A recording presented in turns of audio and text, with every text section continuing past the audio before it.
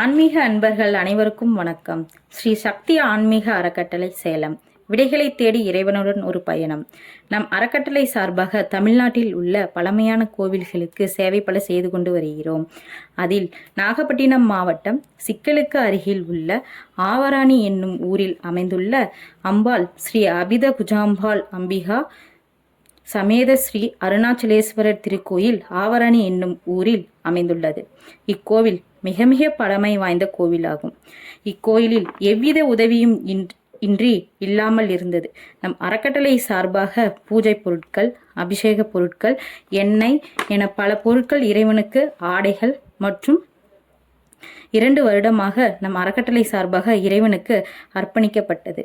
இக்கோவிலில் உள்ள குருக்கள், ஊர் மக்கள் அனைவரும் நம் அறக்கட்டளையின் சார்பாக இக்கோவிலை புதுப்பிக்குமாறு வேண்டுகோள் விடுத்தனர். அதற்கு நாம் கூறியதையாவது, இதற்கு அதிகம் செலவு ஆகும் என்று எங்களால் முடியாது என்றும், அதனால் எங்களால் முடிந்த உதவியை செய்கிறோம் என்றும் கூறிவிட்டோம். இக்கோவிலுக்கு நம்மளால் முடிந்த கோவில் முருகன் சன்னதி, விநாயகர் சன்னதி கட்டிடம் கட்டித்தருகிறோம் என்று கூறினோம். நம் அறக்கட்டளையின் உறுப்பினர்கள் அனைவரும் தங்களால் இயன்ற உதவியை வழங்குமாறு ஸ்ரீ சக்தி ஆன்மீக அறக்கட்டளையின் சார்பாக கேட்டுக்கொள்கிறோம். இப்படிக்கு ஸ்ரீ சக்தி ஆன்மீக அறக்கட்டளை சேலம். இக்கோவிலின் கும்பாபிஷேக விழாவிற்கு நம் அறக்கட்டளையின் சார்பாக அனைவரையும் வருக வருக என அன்புடன் அழைக்கின்றோம்.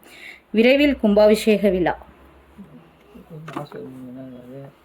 சிவாலயத்தில் நீ போய் ஒரு விளக்கு ஏற்றணும்னாலும் அதுக்கு அவரோட அனுமதி வேண்டும். அந்த அனுமதி இல்லாமல் உன்னால் அங்கு விளக்கு கூட ஏற்ற முடியாது.